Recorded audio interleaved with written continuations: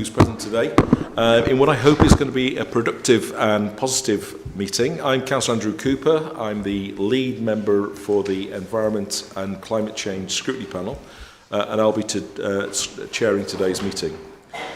For those of you who are not familiar with the arrangements, can I first introduce you to the various parties who will be involved in the process? And to start off with, we have the panel, and if you can introduce yourselves. Councillor Sully Richards, Newsom Ward. Councillor Matthew McLaughlin from the Corn Valley Ward. Councillor Will Simpson for Denby Dale Ward. Councillor Longstaff, Almabury Ward. Councillor John Taylor, Kirkburton Ward. Okay. And Jodie Harris and Lee Webb, the office from the governance team who will be supporting us today. To my left are the signatories of the call-in. They're here to provide evidence and answer questions on those areas of the call-in that the panel focused on. To my right is David Shepherd, Executive Director for Place and Growth and Regeneration, who is the decision maker, who is here supported by a number of officers to answer the panel's questions and provide evidence to the decision maker. Also, to my right, to the rear of David Shepherd, is Councillor Munir Ahmed, who's responsible for environment and highways and this area of the council's work. The aim of today is for the Environment and Climate Change Scrutiny Panel to consider very carefully issues raised by the notice of call-in by listening to the views and supporting evidence from the signatories to the call-in, the council's decision makers, councillors of the authority and members of the public. In terms of the arrangements for the meeting, we will be following a strict timetable which has been handed out.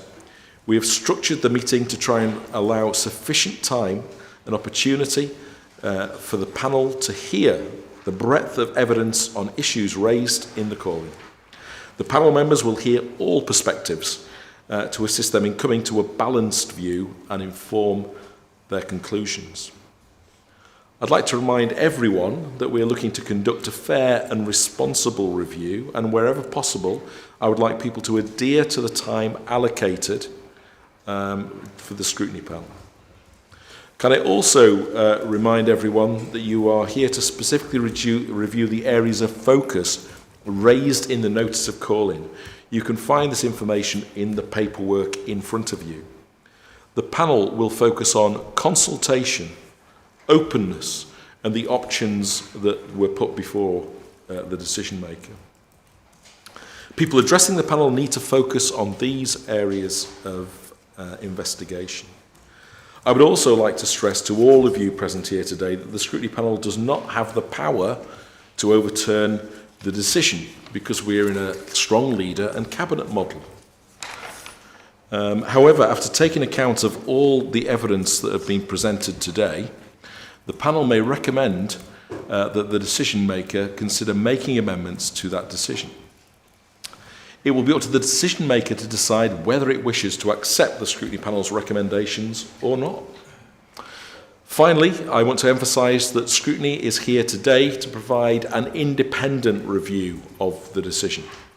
Whatever outcome the panel reaches today, I wish to assure everyone that the members of the panel have not prejudged their conclusion and will reach a decision based solely on the balance of the facts that have been presented. Okay, so we now move to the formal agenda and the lead signatory statement. So over to Councillor Thompson. Just do membership and interest, I think. Right. Okay. Membership of the committee. The committee have introduced themselves. No apologies. Sorry. No apologies. No. And any interest to declare. Thank you, Chair. I just need to register my interest. I'm the Alternative Director for Sewers Recycling Kirklees Limited. So just that, basically. And we are admitting the public, but none of them appear to be here today. Or they may be online, who knows. So now we move to the call-in. And so an open statement by the lead signatory. Over to you, Councillor Thompson. Thank you, Chair. With the 3 points being in mind, reference to consultation, openness and options. I have a brief statement and a few questions behind each one of those three, so I will start with the consultation process. The Kirklees Resources and Waste Strategy of 2021-2030, where it states is the Council's new innovation plan which outlines a partnership with all residents and businesses. In there, 16.35, it states that Kirklees Council website, on the Kirklees Council website, that bins and recycling, they will always engage with residents, businesses and communities in a way that works for them, using a place-based approach which is engaging, straightforward and visible. The only consultation that I'm aware of is a questionnaire that was replied to by just over 900 people that would or could be affected by the TIPS closure. We're not sure whether that questionnaire, because it wasn't made available to us, we're not sure whether that mentioned the closing of a tip or whether it was a general questionnaire reference to waste disposal. So the next part is, we were offered at a meeting a little while ago with senior officers, and which consisted of some weak apologies about not enough information being passed over to us, and also that councillors were omitted, or it appeared to be omitted from any information reference to the closure of any of the tips, let alone the one local to us. So I now need to refer to, as far as the consultation process, to the budget saving proposal of 2024-25, which will be point 16.34, where it is stated, it is therefore essential that existing waste facilities and associated infrastructure in the district are safeguarded. And then we went on to statistics. In the consultation process, we are told that Nab Lane has a lesser tonnage waste in Kirklees than the other four sites, which is correct on the recycling side. But what fascinated me was there was no mention of numbers, i.e. footfall to each one of the sites. And seen as that Batley, Birkenshaw, Birstall, Liversidge and Gummersall, Cleckheaton would be directly affected by this, which in a later report only Birkenshaw, Birstall, Liversidge and Gummersall and Cleckheaton was included in the numbers.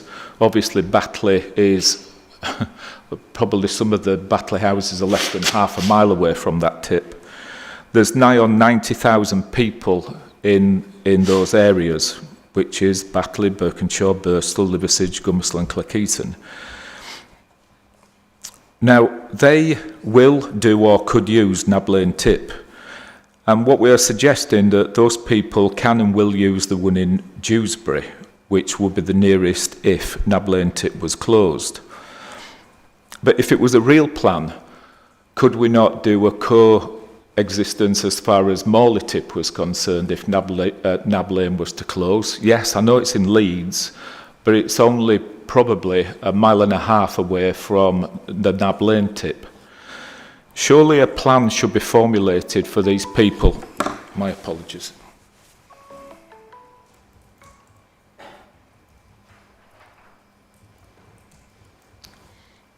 Don't want that to happen again. In your own time? Yeah.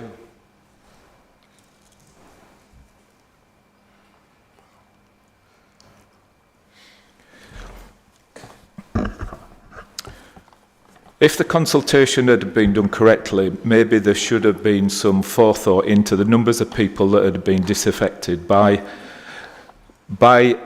moving people over to the other side of Dewsbury to a tip. The potential repairs and upgrade was another thing in the consultation. The site wasn't addressed as far as SOA's extension to contract, and there is no openness as far as the quote, or the throwaway quote, I would say, as far as a £7 million potential upgrade to the tip. There's been no tender process that I have seen, and there's no estimates done. It seems to be a figure that's been plucked out of the air and thrown at her as one of the many excuses to close this facility. With the increase in population through prolific building, how is it possible for us to cut a service that will become more in demand and not less? So that's the section on consultation. The next section was openness. One of the statements made lately in one of the documents at Council was this: potential impacts. St George's Square fountain. Turning off St George's Square fountain could have a reputational risk. I find it quite amusing in a perverse sort of way that we would put out a statement such as this in an official document, that turning off a fountain will have could have a reputational risk, but closing a tip that 90,000 people could be affected in North Kirklees hasn't been given a second thought almost. We go on to openness as well with a report title reference Waste Disposal Contract Procurement, 9th of April 2024, where in 2.1 and 2.110 it states, update on waste disposal contract, procurement strategy. Given the considered uncertainty and advice, procuring new services in 2025 is not realistic or viable option, and extended the interim agreements to 2028. And continuing to make the best use of and invest in existing facilities carries the lowest risk and impact on future costs. So that was a statement made in our waste disposal contract procurement on the 9th of April of this year. So what we're saying in that statement is that the facilities carries the lowest risk and impact on future cost. So we're investing in existing rather than investing in the new. The budget service proposal listed in 2024-25, the budget that was approved by Council on the 6th of March 2024 included a review of HWRC's opening hours. That's all it mentioned, was a review on opening hours. The closure, there is no mention in this document or any other document that suggests a closure of any site. The closure of the Nabwood site is based on a need for investment, which is come out as a statement later, that is not built to modern standards of a split level that is safer and easier to use, which benefits recycling. The Nab Lane site receives the lowest tonnage and recycling and waste, which it doesn't. It has the lowest tonnage of recycling, not waste. The results of the consultation exercise have also showed it to be one of the least used by the respondents. Now, I'm not sure where those figures are, because I know that Nab Lane tip, the people that run that tip stopped counting the numbers and stopped using any sort of recognition quite some time ago. Where were the results of the consultation? And even if there were the least of the tonnage, there is no logging of the numbers whatsoever. The background information that we have on this is the standards of site design. So 4 of the 5 HWRC sites are constructed on a split level basis. This is in line with WRAP guidance of 2018. These type of sites have fewer manual handling issues, as people do not need to carry bulky waste up steps and put them into the skips. And then it goes on to say Nab Lane is the only site that is not built to modern standards, and there have been previous H&S incidents on the site. There is no numbers and no inclination at all, or no indication of what those consequences were. Was it a broken fingernail, or was it something serious? We have no numbers on what those potential or those consequences were. The current operator of the HWRC site, Suez, has identified a number of repairs and upgrades that are required at Nab Lane. This includes resurfacing and work to the stair and gantries, which could add up to an estimated total of £55,000. This would not alleviate any ongoing concerns over the design. What we haven't got there is exact quotations, we've got an estimated total, and we have no alternatives as far as the tendering process is concerned if that's the way that we were going. It almost indicates that we've got an arbitrary number to back up the fact that the closure wants to be taken place. Because otherwise, would we not have those quotations? Would we not have those split numbers and alternative tenders? The Council has been exploring proposals for developing a split-level site at a similar level, and which would be required to bring Nab Lane up to a modern standard.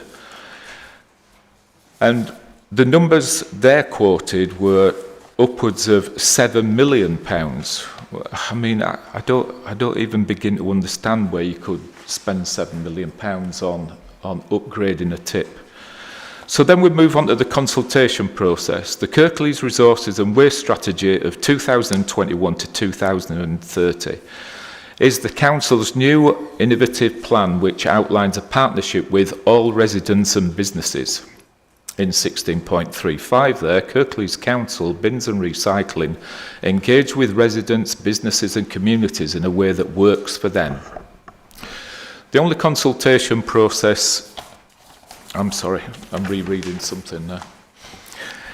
It comes into a £7 million, which then is stated that it's in a level of investment that is unaffordable. But even though there is no statutory guidance as far as timeframes or mileage, the WRAP guidance offers a 3-mile catchment area as far as miles to drive to a tip such as Nab Lane. Again, disaffecting 90,000, well, not all the people, but a population of 90,000 that would have to travel further than that against WRP guidance. So then we move on to the options. I would strongly suggest that the only option is to reconsider this and keep the tip open. The tip would be left open with minimum upgrade for it to continue to operate for the benefit of the residents that would be affected. A full tender process for the upgrade of the tip takes place with the specifics made clear of what those upgrades have to be, not what they are told and not what they want them to be. The full disclosure of all information that this decision was based on, including the conjured £7 million figure and what that could be better spent on, and just doing the bare minimum to make it an acceptable tip to keep open.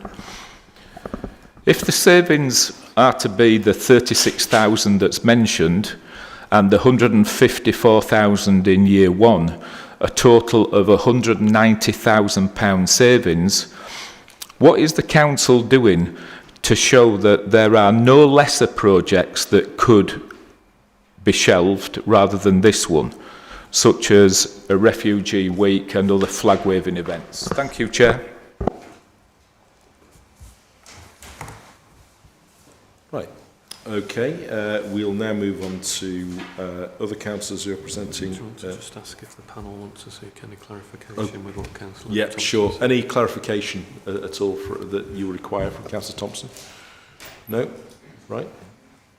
Okay, we'll now move on to Councillor Holmes.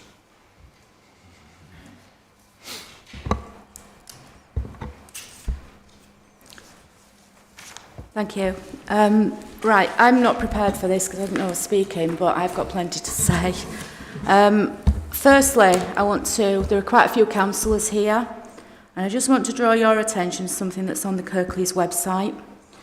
And I'm sure you've all read it, but I think it's important that we're all reminded of it because it's really, really important when considering what's happened here. Councillors have a unique role in connecting us to our communities. Strong councillors are at the centre of local networks in all places. They help people who work for Kirklees Council and other organisations to grow our relationships with our citizens, and they help to connect citizens with each other. That's why it's important for us to put councillors at the heart of what we do. We haven't been put at the heart of what happens in Kirklees with what's happened here. We've been totally sidelined. I was told by the Director of Service that this was in the budget. Well, yeah, it probably was. It was hidden. It wasn't communicated to us effectively. I have had to field so many emails and telephone calls from residents who will be badly affected by this and who are absolutely furious, and that's not the word I've had used at me. So just, I think, as councillors sat here, we need to all remember why we're here. And this might only be a household tip, but to a lot of people, and you probably hear it yourselves, what do I get for my council tax? They empty my bins. Well, we're going to be doing a lot less than just emptying the bins now if this shuts. It's a really well-used site. I use it. I'll put my hands up. It's nearer to me than Dewsbury will be. I do have a personal interest in this, and I'm not hiding that. But my massive interest is my residents and the other residents in the area, because this will affect people a lot, and it's going to be chaos at Dewsbury if we're expected to use that site as well. And just to compare what we're doing here with what's happening in other authorities, if you look at the East Riding of Yorkshire, they have a site there where it's been flooding. Their answer wasn't to close the tip down and say trek over to another site somewhere else. They, this year, not a long time ago, this year, were looking at building a new site because they saw the importance of something like this to the local communities. Unfortunately, the site they chose and they had decided would be appropriate, it wasn't very popular with residents because of where it was, and it was voted down, really, in consultation. But I think the important part of this to think about is how they approached this. They didn't just shut a site. They look for alternatives, and we're not doing that. All we're saying is, well, we'll shut Nablin and we'll move everybody. You'll have to go down to Dewsbury. I've been trying to get some figures relating to this estimate, because on the website it says we have had estimates of up to 7 million.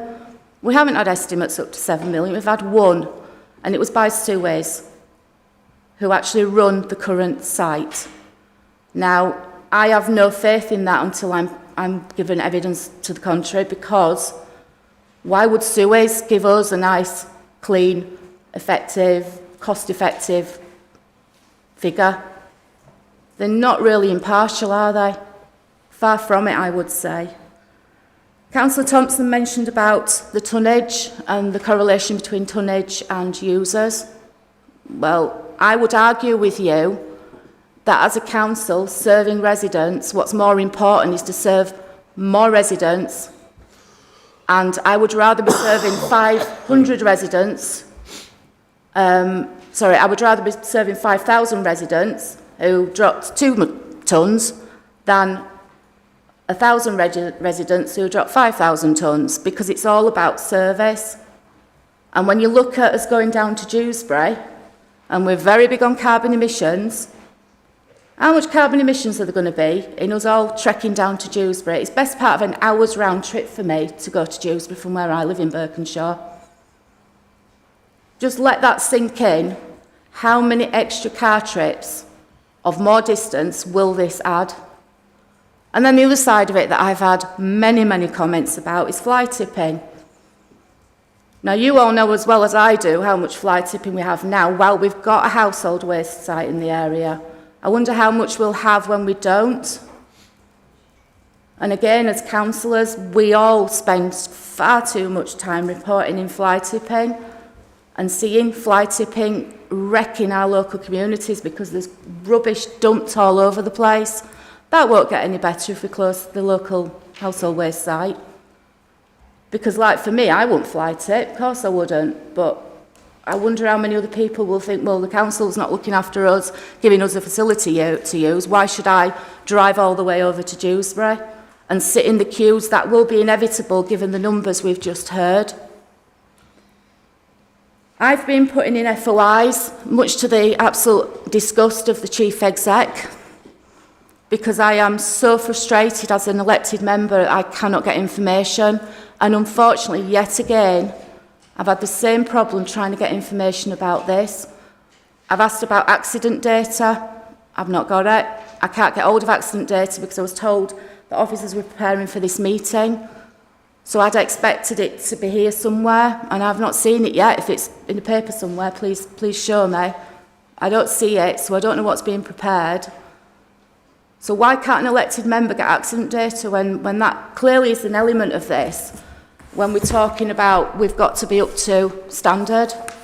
Surely accident data is something that you've looked at. I don't know, maybe not. Just looking at, there is some sort of a breakdown here. That was the other thing that I'd asked Graham West for, and also I've put an FOI in, was a breakdown of the £7 million estimate that we've had. Just to put a bit of clarity on this, I work for a construction company, so I know a little bit about construction. And I know this isn't construction as such, but things such as groundworks, they're very similar. I mean, I don't even know what a canopy would be. There's no explanation. And the preliminaries, 1.1 million. There's no detail on that at all for us to look at. I'd still argue nobody sat in this chamber has enough information yet to even begin to make an informed decision on this. And I'm really surprised that you, David, that you could do that. Because either you've had a lot more information than us, or we're not hearing everything. Sorry. Okay. Thanks. So anything you want to clarify from what Councillor Holmes has said? We now move to Councillor Joshua Sheard, who is on the web. Over to you. Can you hear me? Yes. Thank you, Chair. I'm just going to focus on the North Lane waste recycling centre in Bristol, mainly, and I just want to say that I'm really concerned by the proposed closure, a decision that's been made without a transparent and proper consultation process. Now, let's be clear that the closure of this facility will affect thousands of people who rely on the centre for disposal of household waste, recycling and other essential services. The decision to shut it down has been pushed forward with little regard for the options and the needs of Bristol and the wider North Kirklees community. I know that many of the people that are in the council chambers today share my frustration that neither residents nor local representatives like myself have been adequately consulted before the proposal was announced. And we have found out through social media channels, like many constituents that we represent, and that isn't acceptable. We have a duty to ensure that the voices of our constituents are heard, and in this case, they are simply not. The lack of transparency erodes trust, and local government is supposed to serve the people, not make decisions behind closed doors without consulting the very communities that the decisions that we make are going to affect. I believe it's unreasonable to expect that the council engages in open, meaningful dialogue with residents, stakeholders and elected representatives like myself before moving forward with decisions like this one. Let's not forget that it means for the people of North Kirklees. It's not just a waste disposal centre, it's about supporting the environment by encouraging recycling and reducing fly tipping. Closing the centre will push residents to travel further, increase travel pollution and most worryingly illegal dumping. In our local neighbourhoods, which are already a major issue, which the council suggests has a zero-tolerant approach to. If you go down Bankwood Way right now at Junction 27, retail park by the cinema is absolutely littered with fly tipping. Now, in terms of options, while we understand that the council may face budgetary pressures, closing such a vital facility should be the absolute last resort. Instead of rushing into decisions, I call on the council to explore alternative solutions. There needs to be correct community consultation. Before any final decision is made, there must be a formal consultation process where residents have their say. The council should host public meetings and engage with local businesses like Councillor Thompson said, and an open formal dialogue with those who rely on the service. We need to look at cost-effective measures. The council should explore cost-saving measures that do not involve the closure of sites. We need to look at making services more efficient. Could we explore partnerships with other neighbouring councils or external organisations to share running facilities? There's a tip over in Oakenshaw. Can we create some form of deal with Bradford City Council that we use their facilities? And then we also actually need to look at environmental and economic impact. Before moving forward, let's have an impact study that should be conducted and provide to the public to examine the environmental and economic effects of closure. Let's show that we actually fully understand the consequences of this decision, both in terms of cost and damage to our environment. However, to be quite honest, the only outcome that I really want to see is the remainder of not later. Closing this centre without engaging the people it serves is completely unacceptable. The council should hold the closure and commit to an open, transparent and inclusive process moving forward. So together we can find a solution that works for the residents that we represent and protects the environment as well that we have a duty to protect. We owe it to the people of Kirklees to fight for their right to be heard within these council chambers and their essential services to be protected. They pay their council tax and they have a right to have basic services. Thank you. Thank you, Councillor Sheard. Any areas that you want to probe Councillor Sheard with? No? Okay. We now move on to Councillor Smage. Thank you. I won't go over what was put in the scrutiny calling papers, but I just want to highlight a couple of areas in relation to openness and transparency. As outlined in the papers, the budget documents state that there would be a review of opening hours, and that's the budget line, review of opening hours. Arguing that review of opening hours does mean closure, how would anybody reasonably expect that to be the case? Closure of one site was mentioned at the scrutiny meeting, but not the site given. And due to the budget papers only stating review of opening hours, it might have been reasonably felt that there would be more information coming to scrutiny, because that is the process that was being followed as far as the waste strategy was concerned. And that's what the cabinet paper was mostly about that came to scrutiny in March. It was about the waste strategy and the contract. And it, you know, why all of a sudden there is no dialogue with anyone when there had been plenty of dialogue previously. Before the decision in August was taken, discussions should have taken place about this decision not being an officer decision, but being one for Cabinet, even though there was a delegation. Review of opening hours is different to closing a facility. There should have been a Cabinet report, a business case, engagement with users of the site, engagement with ward councillors. All options should have been explored in that report, together with details of the review. Options should have been explored with ward councillors. This would have meant far more transparency and would have avoided residents and ward councillors having to find out by channels external to the council. There were no discussions before the decision was taken. In fact, it transpired that officers were aware of what plans were being looked at. It seems the actual decision was taken in August. I received an email on Friday the 16th that stated that a decision notice had been drafted when I had asked what was happening, which was due to be published once consultation feedback with the operator had been understood. However, the decision was taken on the same day. Communication with residents should have happened before that decision, and councillors should have been made aware of discussions with sewers. There should have been engagement to ascertain whether people would go to the Nablain facility and whether they would travel to the Dewsbury as a first step. The waste strategy consultation has been mentioned. In fact, there's two series of consultations that's been mentioned. One is the waste strategy consultation that happened in 2020. But the waste strategy itself that was published following that consultation indicates that the waste recycling sites will be redeveloped and refurbished to modernise, offer to residents, etc. In the 2023 update, the recycling target was changed from 70% to 70% by 2030, rather than the date given in 2020. And the update also states that each year setting out a 12-month pledge of initiatives we will deliver over the following year. And for 23-24, this was to improve facilities at household recycling sites. Nothing about closure of the site.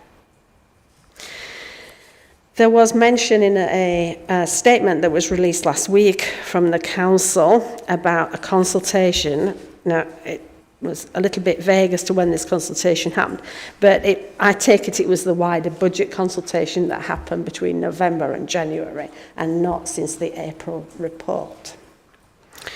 Because your involved website has the budget consultation between November and January, and no consultations since April on this subject. I've asked for the questions on the waste in the budget consultation, something which hasn't been available. But looking at the budget papers that went to the budget meeting in March, the priorities that are listed in the budget appendix on consultation, I can't find anything that relates to reduction in waste centres or opening hours. The only reference I can find on waste is a suggestion to outsource waste collection from residents. The budget exec summary states that 27 million will be spent on residents' waste and recycling, and on waste pipeline projects, the document states the focus will be on updated resources and waste strategy and the new annual pledges, which I have referred to already, which for 23-24 and going forward does not say.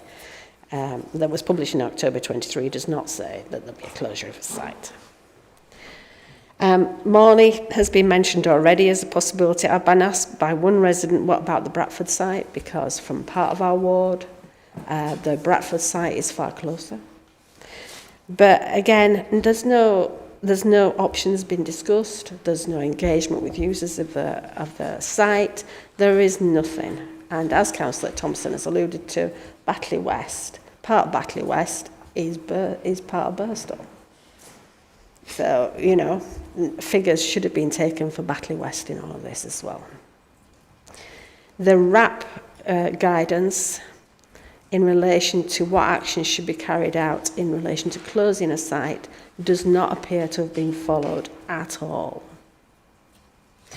And as for population, I believe that Calderdale has 5 sites with half the population that Kirklees has.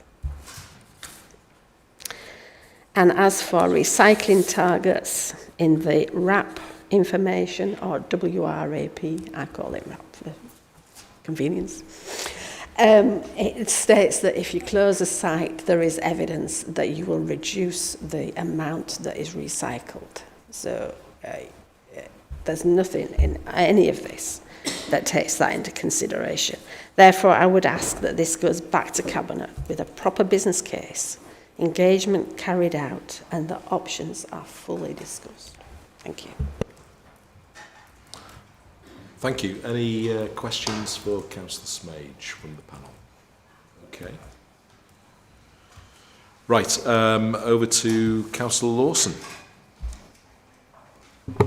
Thank you, Chair. Much of what I'd like to say has already been said by the people who brought in the call in, and covered most of the points very well, in fact, I might say. Most of the conversations I've had as a ward councillor, and that's why I'm here today as a ward councillor with very concerned residents, most of those concerned conversations that I've had have been with elderly residents who are now facing quite a long round trip, and in the middle of that round trip at their destination, they fear that there will be long delays, having closed one moderately busy site to then actually lump that together with what's acknowledged as a busier site seems like a bit of a recipe for disaster, and that's something that they don't feel has been considered in that way, and as a consequence to their actual experience of using it. That said, there have been a few questions asked about the change of the nature of the decision. There seems to have been a step change between the review of opening hours and an actual closure of a site. Those seem to be in different orders of magnitude to me, and that does seem as though it should have been referred back to Cabinet at that point. How were the choices available arrived at? I don't think anybody's really been told that, certainly not those who weren't part of the decision. It is something that we should expect to have view of, I believe. And this came as very much as a bolt out of the blue, this decision. I was in Cabinet this morning and I talked about the need to talk to members and to have good comms with members before decisions like this were made, so that we don't find out in the press or in social media indeed. I think one thing that hasn't been brought up, or it kind of touched on, one is the fly tipping. Now, I think law-abiding citizens who are interested in using the tip itself are not going to go out and start fly tipping. I don't believe that of our residents. What I do believe, though, is that we haven't really taken into account our more vulnerable residents being targeted by organised fly tippers.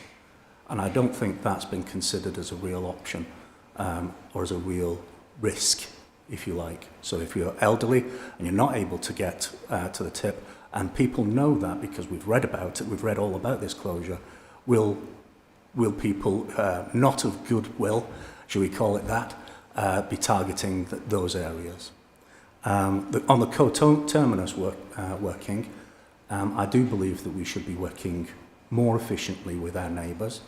That might need to be a discussion that's had on a mayoral level, on the West York and the Wyker level. I don't see any evidence that that's happened. In Cleckheaton, we'd be looking to Brighouse in Calderdale, which is minutes away from anywhere in Cleckheaton. As it is, we're looking at, in some parts of Cleckheaton, at a significant travel uplift, as it were. So, what do we want from this call-in? Well, I agree with previous speakers that a referral back to Cabinet would be the most appropriate thing with a business case. And can we please now start to consider the consequences of not keeping members in the loop and of not engaging the public in a way that they might reasonably expect to get their information. Thank you. Okay. Right. Any questions for Councillor Lawson from what he's said here? Okay. So we now move to the decision makers. I will now call on David Shepherd as the decision maker to outline his response to the call-in areas and the areas he took into account when making the decision. Thank you, Chair, and thank you for the members who've spoken today. I've listened very, very carefully to everything that's been said, and myself and my team will continue to listen throughout the rest of this session and hopefully be able to help you with any points of clarification, particularly for the scrutiny members. So I'll first deal with the decision-making process, just so scrutiny members are clear. In relation to the proposal to close Nab Lane and amend opening hours of the two remaining sites, the Council's constitution and scheme of delegation provides the framework for decisions to be made by officers across a range of areas. I appreciate that members may have different views, but the framework does provide for delegated decisions to be made. The delegation of this decision was made in the recommendations of the Cabinet report, Waste Disposal Contract Procurement, which was heard by Cabinet and determined on the 9th of April of this year. The delegated decision notice, the one that I signed off in consultation with colleagues, was set out in the report Waste Disposal Contract, which was Household Waste Recycling Centre Efficiency Savings, and that was on the 14th of the 8th, 24. I appreciate this is telling you things that you know, but I think it's important to set out that the Council's constitution allows for this type of decision to be taken. I appreciate members will have different views as to the merits of taking that route. I also said I was it was helpful to hear from Councillor Smays with regards to the scrutiny meeting, because obviously in advance of that decision I was very much aware that there had been a scrutiny session and there had been discussion that had taken place. I accept that there was no discussion specifically about a particular site, but there was discussion with regards to potential closure of a site at the scrutiny meeting on the 27th of March of this year. So in terms of the considerations, and you've had some responses already from me on this in terms of your key lines of inquiry, but I think it's important if we can set out the information that I took into account in making the delegated decision relating to household waste recycling centres. So Kirklees Council currently provides 5 of these facilities across the borough. All of the sites are operated by Suez under contractual arrangements. 4 of the 5 household waste recycling centre sites are constructed on a split-level design that is in line with Waste Recycling Action Programme. And again, the councillors that you've heard speak today have alluded to the guidance, the RAP guidance as it's called, which was set out in 2018. The council did approve in its 24-25 budget on the 6th of March and in doing so gave a clear mandate for officers to deliver a range of savings targets in order that this council can live within its means. That was the language that was used within the budget report. Household waste recycling centres are clearly identified within that report to make savings in this financial year. The full year effect of savings resulting from the delegated decision are in the region of £130,000 a year. So it isn't an insignificant sum that we're talking about here in terms of the ongoing savings that can be attributed to fully enacting the decision that was set out in the delegated decision notice. The current operator Suez is experienced in delivering household waste recycling centre services across several waste contracts around the UK. It's not just here in Kirklees that they operate such a contract. And they were asked to consider the options for making efficiency savings. They held internal meetings with their operational teams on the ground and their bid team to identify what was operationally feasible. This took into account their insight of site usage, peak times of demand, and the positions on other local authority household waste recycling centre contracts where recent reductions in provision of sites or hours had delivered operational savings. And indeed, not necessarily Suez, but we are, as I'm sure members are aware, Kirklees aren't alone in looking at, unfortunately, looking at budget savings through closure of household waste recycling centres. You'll probably have picked up in the press more recently that Bradford closed 2 of their household waste recycling centres in April of this year. So it is unfortunately an issue which a number of local authorities are looking at this point in time. We're not on our own. There is no statutory guidance for how near a household should be to a household waste recycling centre or the minimum level of provision. However, the decision that I took did take into account the Waste and Resource Action Programme guidance of 2018, which identified a framework of what is a reasonable level of service. The design and the layout of the facilities was also considered. In the case of Nab Lane, the site does not comply with current RAP or HSE guidance.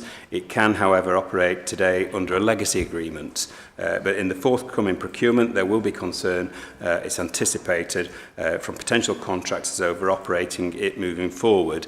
Now, I'm telling you that in terms of advice from officers, and obviously we have compiled a range of advice from officers in order to inform me ahead of this decision. I would ask you to accept that advice. At this point, the market will expect a level of investment from the council to bring it up to modern standards.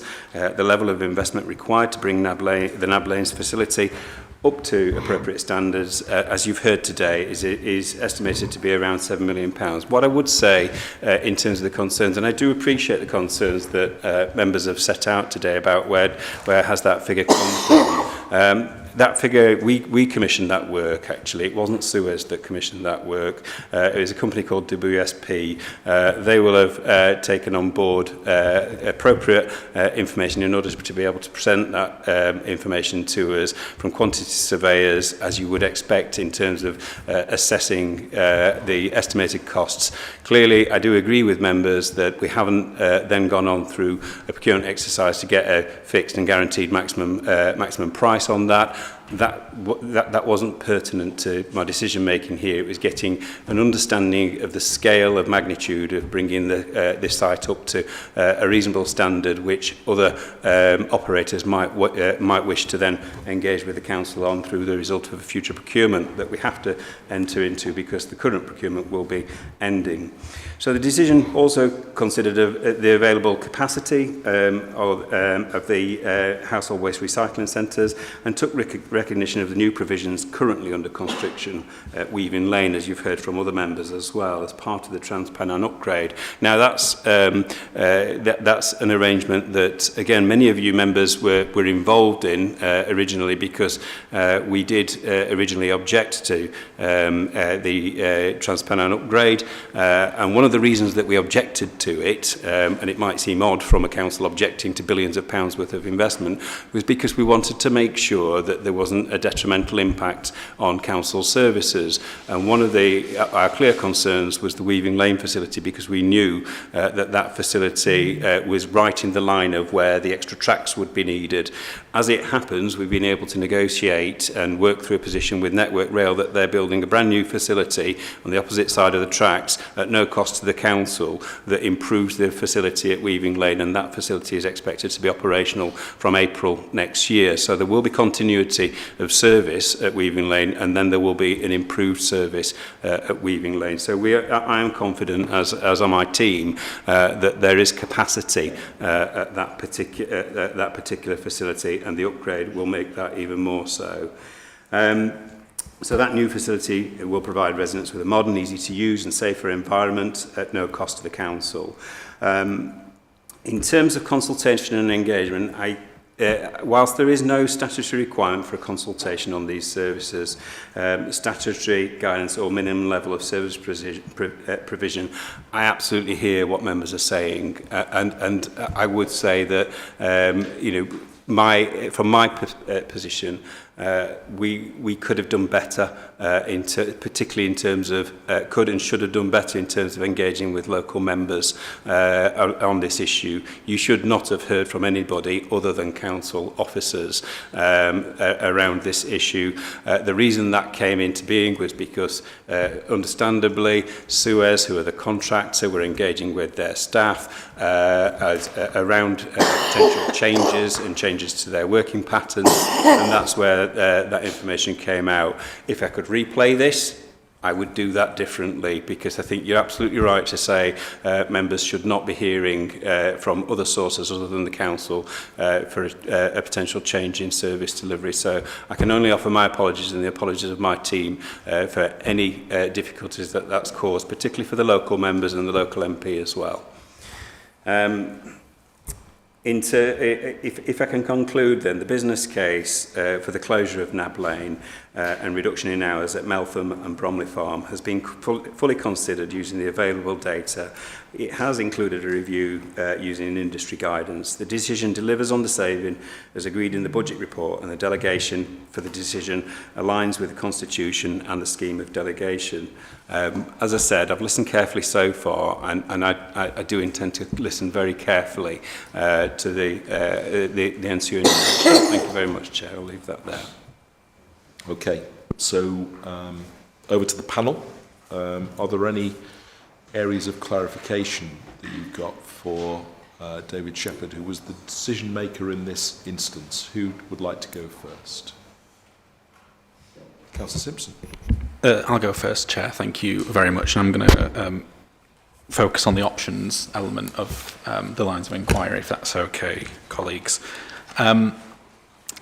It's said repeatedly in the documentation provided, David, that Suez presented several options and then presents do nothing, and the three options that are repeated throughout the document, which is closure of Nab Lane only, which you say is unable to raise the efficiency savings necessary, closure of Nab Lane and reducing hours across the remaining sites, and closure of Nab Lane and reduced hours at Bromley Farm and Meltham, which is the decision that's been taken.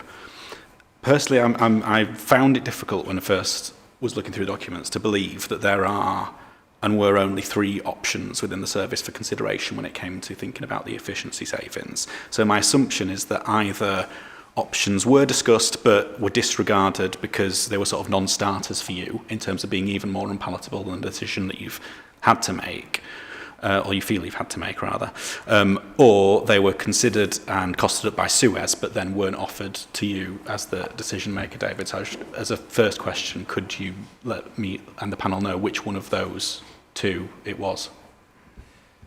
Yeah, absolutely, Councillor Simpson. So in terms of the options, as you say, there were other options. There was the do nothing option that was set out there as well within the report. If I can just pass to Will Acornley, who will set out the other options considered and disregarded. So I suppose it's important to look at the context of what was happening at the time. So there's a certain budget target that's been set against the services, the discussions that we're having with Suez, as well as internally about a wider set of savings, because we have to deliver more than just this one. There's a whole suite of savings against my services, Graham's and David's services as we scale up. So it's important that the context of the decision isn't just isolated. We're looking at a very broad thing, trying to balance the impacts across a wide section of the population, a number of different services, and this is one element of it. Some of the things that was within the Cabinet report was talking about closures of materials recycling facilities, for example, was another thing that was discussed alongside Suez that could have potentially brought some additional savings.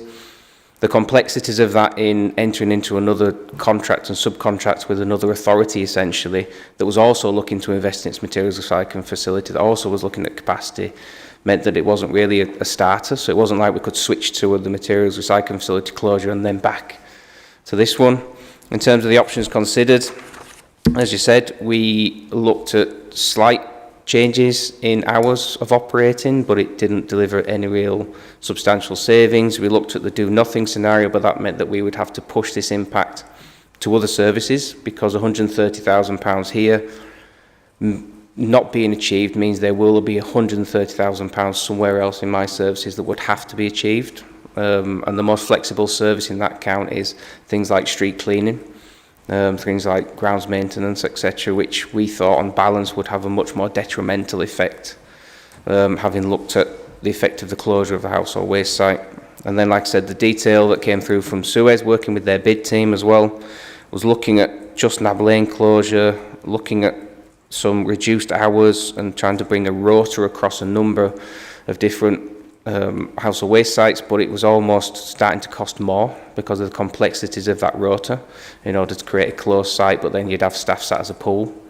And it was also wasn't starting to achieve the level of savings that we'd have to achieve, which is why sort of the option that was recommended and taken forward was the closure with the adjustments on the hours of the others.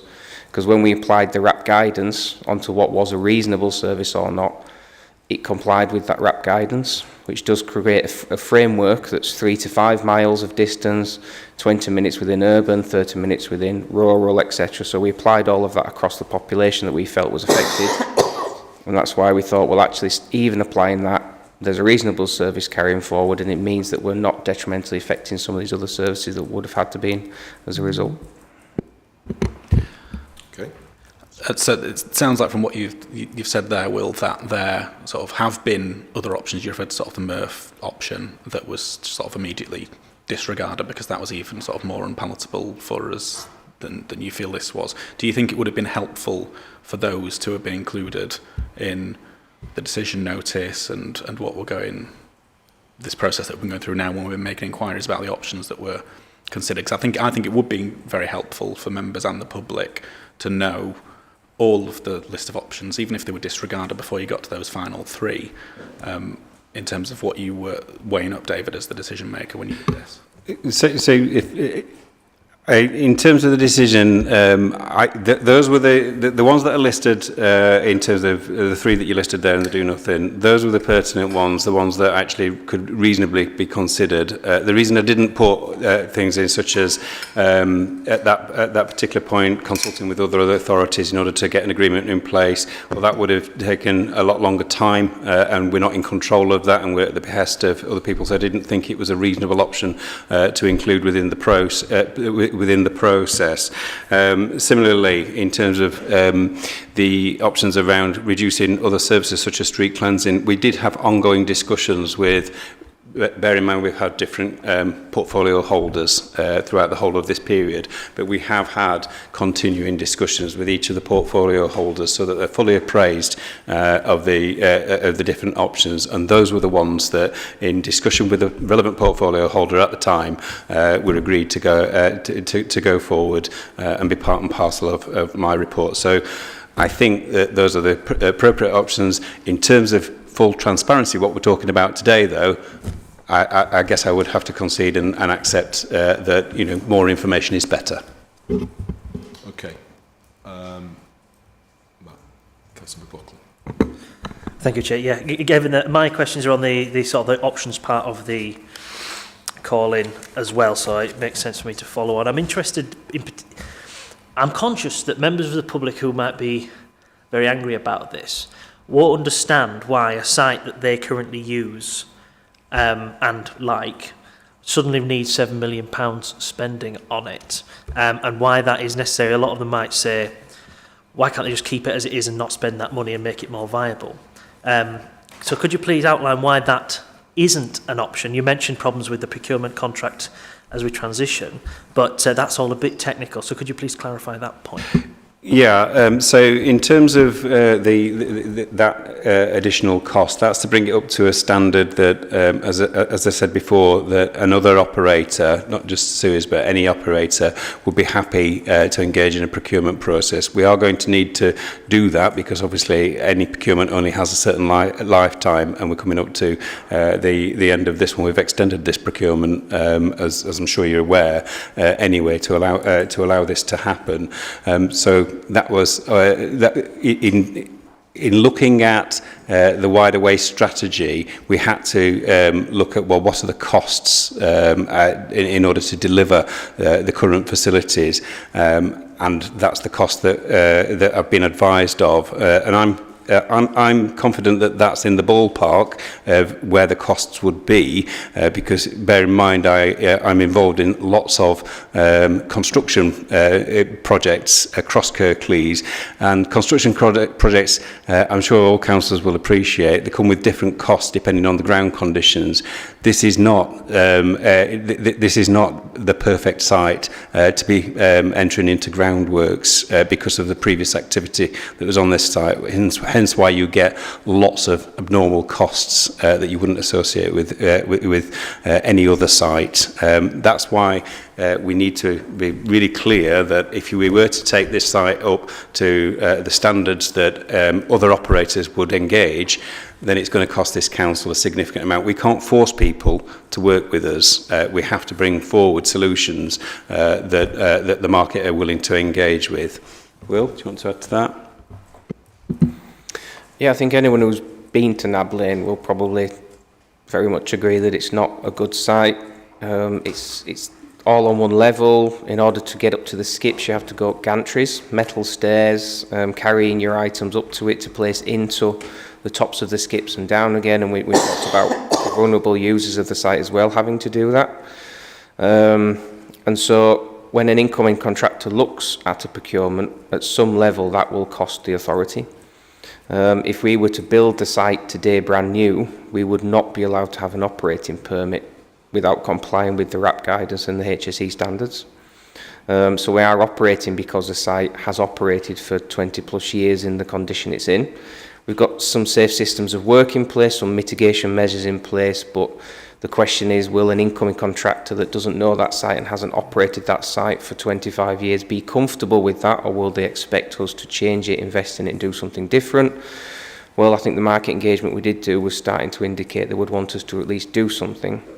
The further complexity with that site is it is an old landfill site, so it's not simply like building on a normal piece of land. It is a landfill site that stretches quite some way back. Some of it's regenerated and we maintain that under our closed landfills, but it still goes underneath where the existing site is as well. So there's ground conditions that we need to take into account. We did request a broad figure from Suez to say, well, actually, you, as an operator, you understand it, what would you invest in it? Which some of the figures have been quoted. But we were also doing work with WSP, as David's mentioned, as part of the wider waste strategy to have that sense check and benchmark against a site with ground issues of a certain scale. How much would that cost and the cost envelope did vary. It became 5.5 million and £8 and a bit million as of November 23. So if you imagine projecting forward the level of inflation that's going to put on that, the figure is only going to go north in the current conditions, isn't it? And so considering that alongside the wider economic and the wider investment requires of the waste strategy, you know, it's about where does our capital get the best return for itself. And that's where in some of the other reports, we've talked about investing in the energy from waste facility itself, investing potentially in the materials recycling facility itself. And again, with the backdrop of having applied the GRAP guidance to the change, it still came out as a reasonable level of service for residents. And so it didn't say that it was detrimenting residents, though accepting that some residents that live on sort of the extreme distances will be. Thank you, Chair. Thank you for that clarification. Just picking up on one of the points that was made by previous councillors speaking, the report makes reference to various health and safety incidents that have happened, but gives no further detail on those. So could you please clarify what kind and how many, and why that is such a big problem for this site in particular? I think, yeah, there are some statistics. We do get regular statistics from Suez. You know, that's broadly broken down into near misses, personal injuries, property damage, so things that happen on the site and why they're happening. Nab Lane, as the least used site over the period for the last 3 years, has had 36 incidents within those categories. Weaving Lane, considering it serves a larger population, is a larger site, has much more tonnage, has had 22. So proportionally, you can see that Nab Lane receives more. But what's being referred to specifically in that is actually the death, unfortunate death of an individual in 2016, who, having used the gantries, it was found as a potential sort of link to that as well. So there has been quite significant and severe incidents on the site, but putting that to one side, just looking at the general health and safety information that we get, that's the sort of thing that we've been alluding to in the reports. Excuse me, I'm sorry, I know I'm not supposed to be speaking, but you need to put some clarification around that. He didn't die because of the site. Did he not have a heart attack? It was unrelated. I think that's really misleading, Will. Sorry. Okay, we've heard what you've said. We've heard what you've said. Okay, right. Next, Councillor Taylor. And thank you to everyone who's spoken so far. I just want to focus a little bit on the consultation and the briefings that were undertaken, because the bit I can't get clear in my own mind is, I mean, I think Liz did a very good job of playing through the timeline of what was discussed in what meetings and with whom. And for me, it all comes back to the decision that was taken at the April Cabinet, which was a decision to grant the delegated decision to David. Now, from the information I've been provided with, briefings were given to the portfolio holders. We've already accepted that there was a variety of portfolio holders over a period of time, which perhaps isn't as helpful.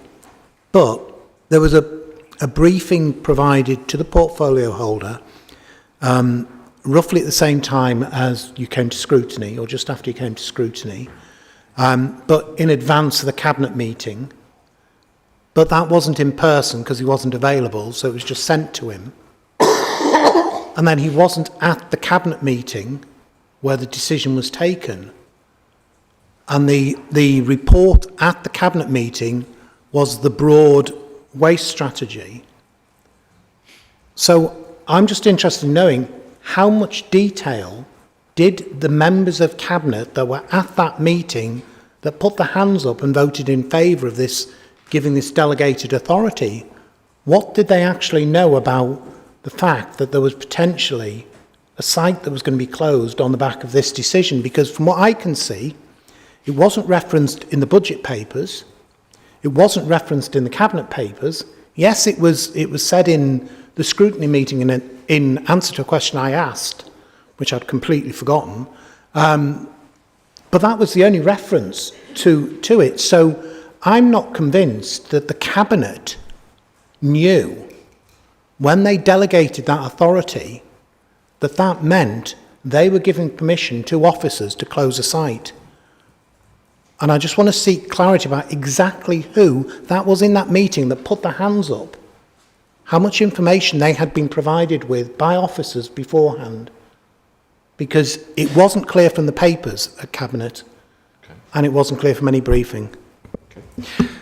So I can clarify that the relevant Cabinet members were definitely aware that the decision moving forward was for closure of Nab Lane. That goes right back to 4th of December when the final options for sewers were presented to the portfolio holder at that time. Certainly on the 25th of March meeting, which Councillor Taylor, I think that's the one that you're referring to, which was provided electronic information. Again, that was made clear to the portfolio holder at that time.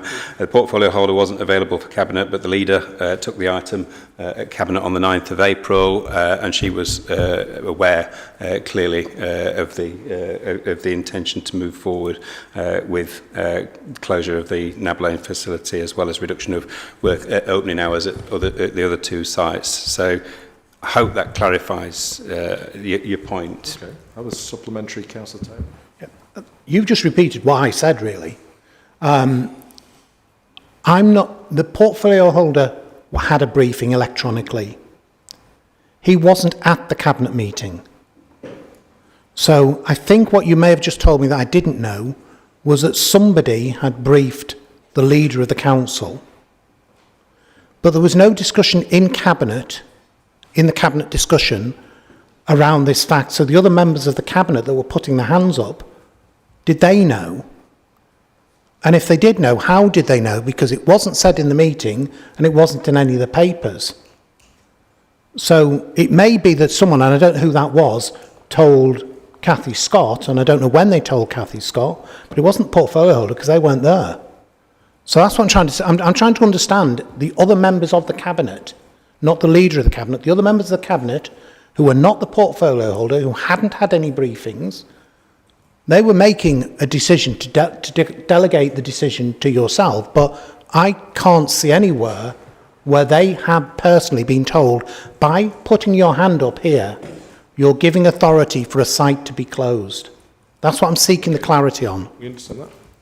Yeah, all I can do is repeat back, and I appreciate you don't want me to do that, but I'm absolutely sure that the relevant portfolio holder was absolutely aware of that.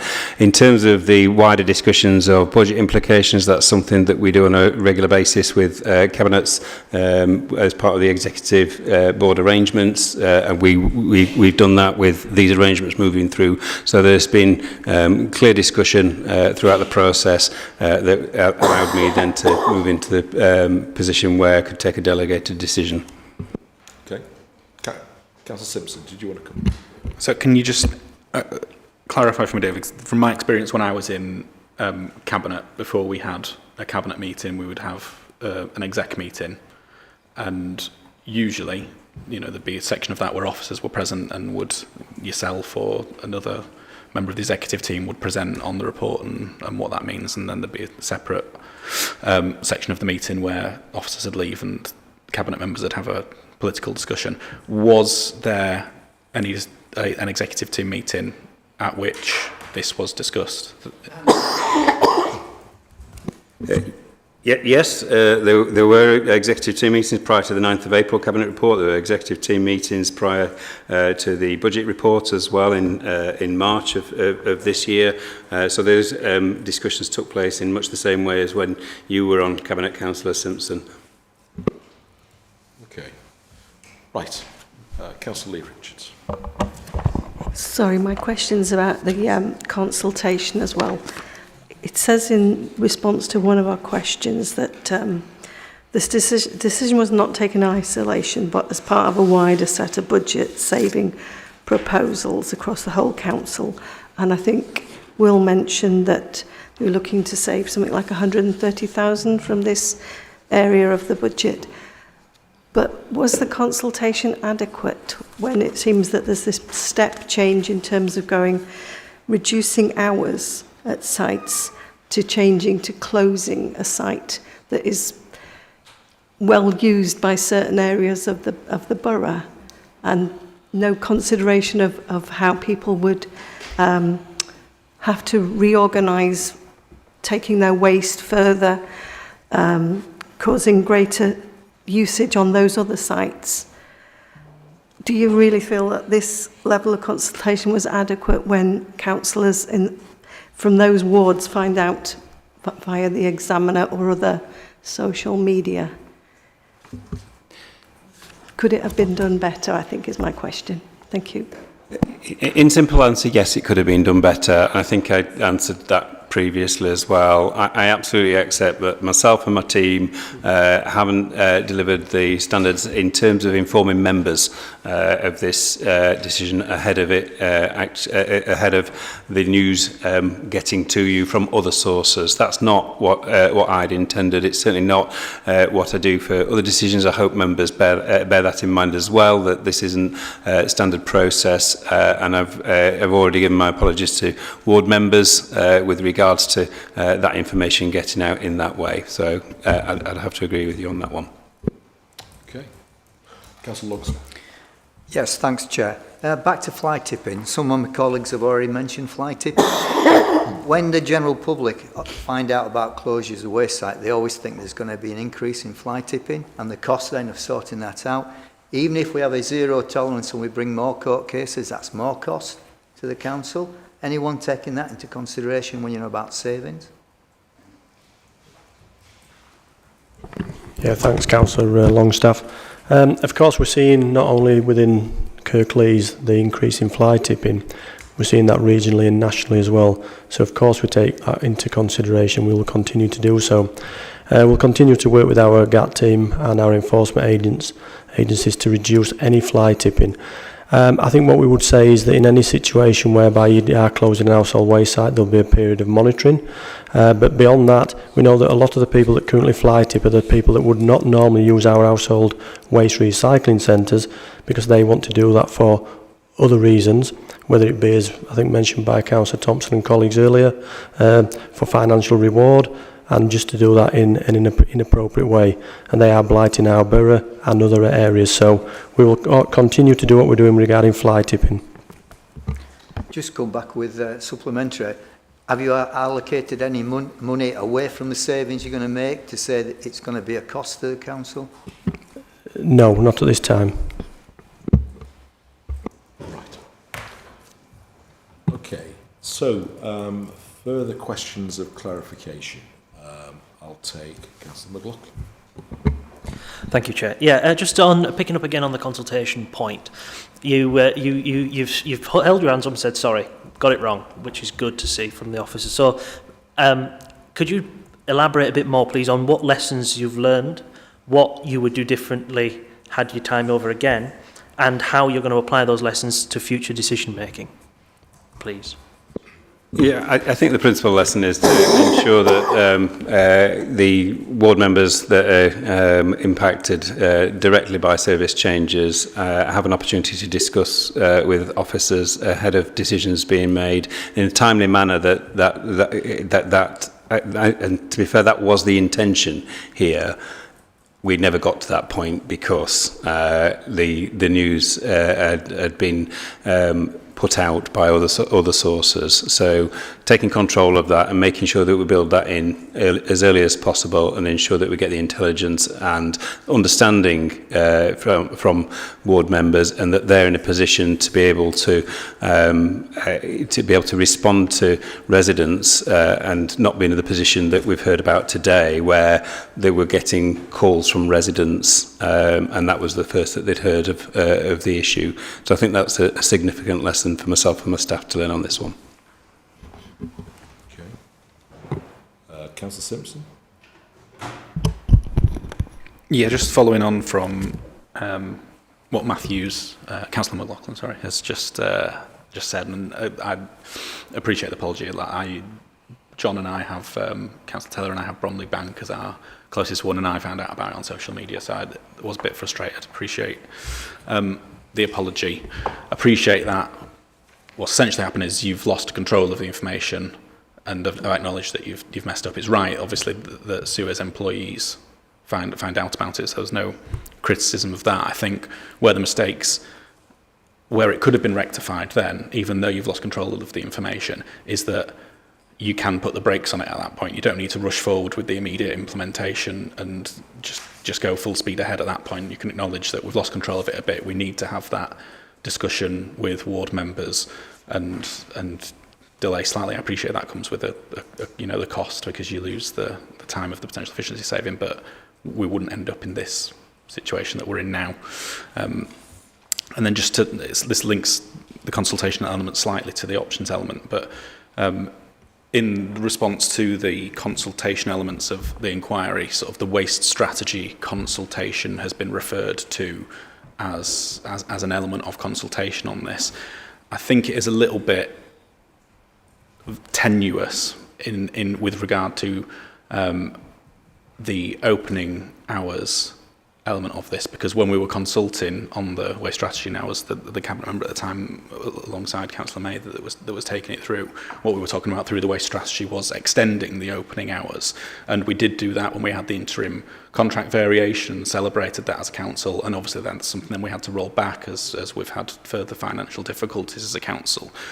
But actually, the engagement that we had as part of the waste strategy was on extending opening hours. There was never any proposal at that time about reducing them, so I think it's difficult and tenuous for us to have. I appreciate you were trying to find elements of consultation that have happened to as part of the acknowledgement, I guess, that this hasn't gone how you wanted. But on that, how, as part of the options appraisal, have we thought about the impact of this decision when we were previously looking at increasing the opening hours of our HWRCs, and now you've taken the decision to close one and reduce them, that this is going to have an impact on our objectives for the wider waste strategy?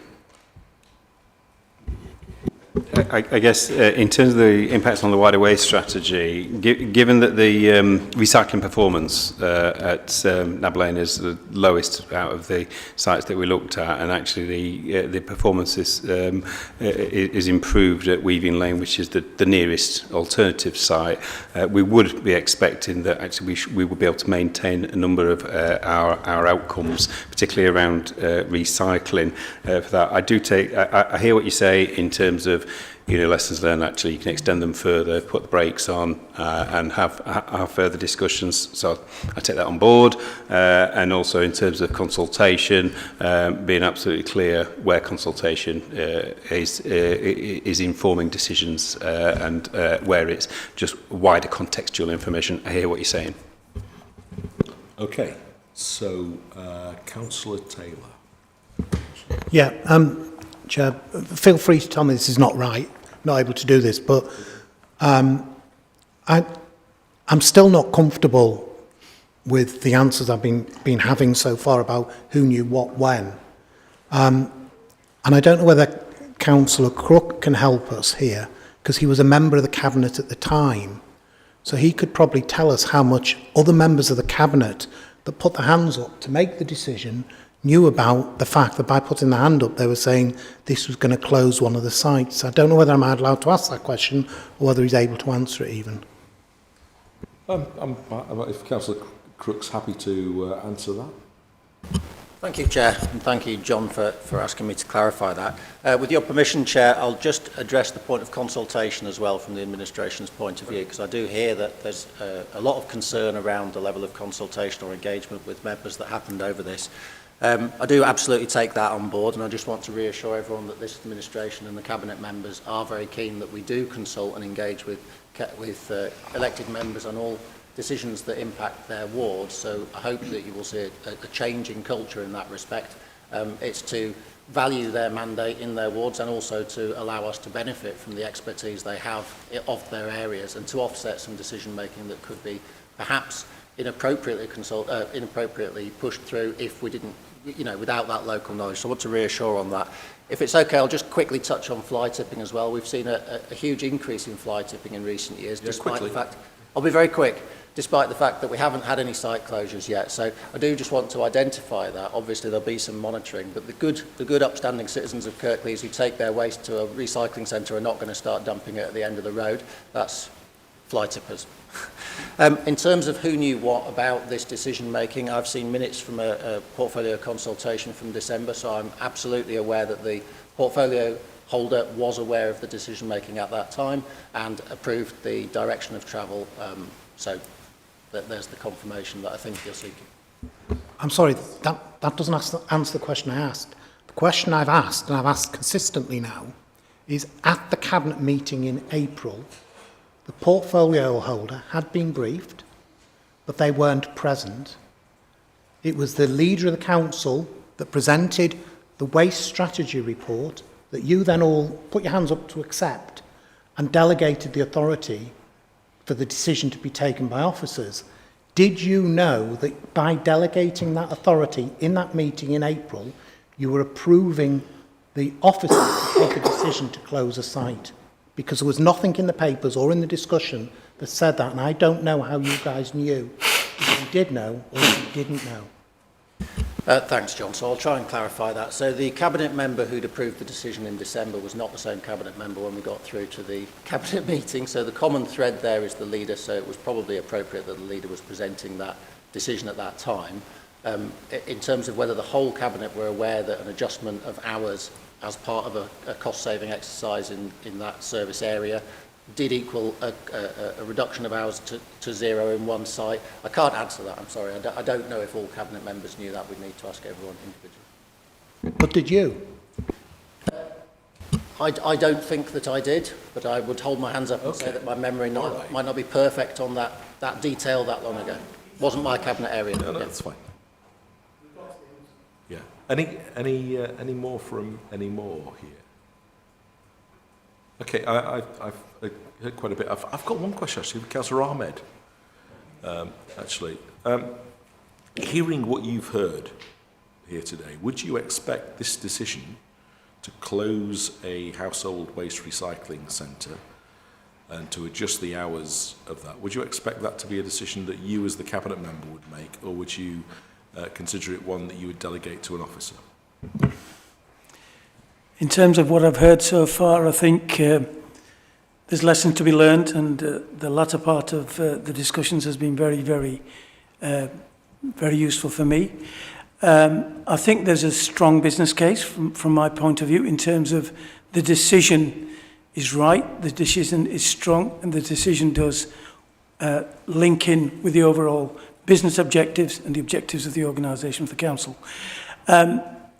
Should we have done things differently? Absolutely, and I think this has been very useful to know that, and there needs to be further engagement with the ward councils and the residents, and that's a very, very strong message. And also, the decision-making process needs to be much more transparent and much clearer.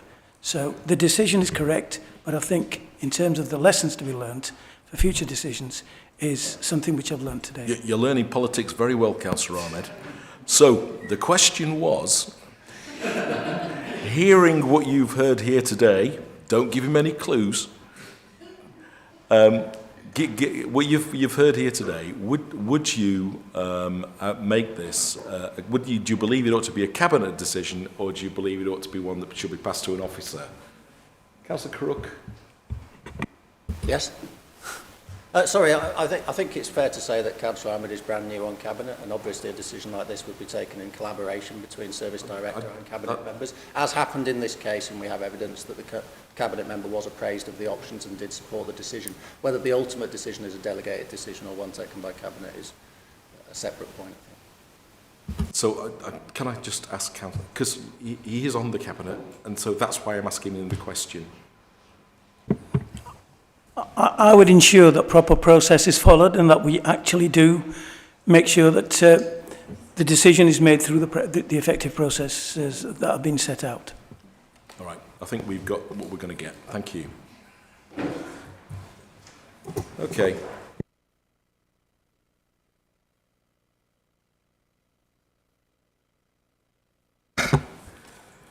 So we will now withdraw to formulate our decision following the evidence we've heard today. The call-in timetable indicates the options available to the scrutiny panel. We hope to reconvene in this room as soon as we have reached a decision. When we reconvene, we will be in a position to read out the panel's decision and the reasons for this. Thank you.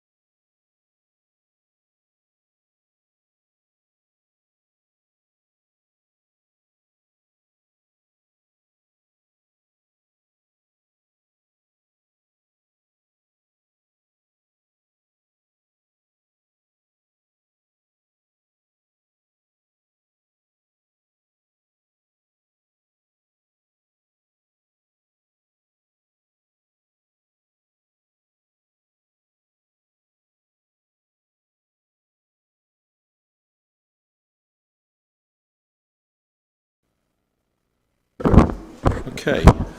Thank you for your patience while we went through the report. So this is our decision.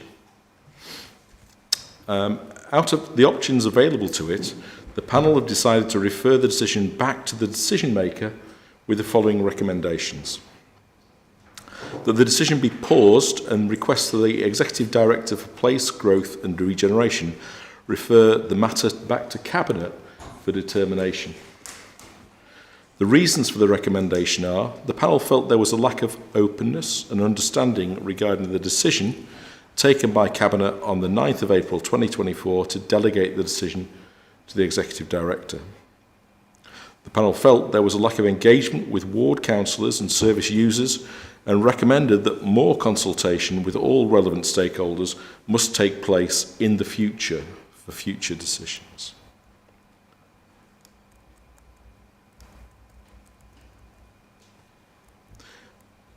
I've just lost my place for a second. All right, okay. The panel recommended that all alternative options and the reasons they were disregarded be shared as part of the decision-making process in future. The panel also wished to highlight the following learning points. Consultation with ward members should take place earlier and in confidence if necessary. In future, where information has been shared outside of the control of the decision maker, that the decision be paused to allow a consultation to take place if needed. So that's what we've done. So I'd like to thank people for the evidence that they've provided and for your patience with us. I'd like to thank officers for all the information that you've provided for us and the members of the executive. Thank you very much. Oh, I think that's the decision of us all, isn't it? Yeah? Yeah, okay. Right. That draws the meeting to a close. Thank you very much.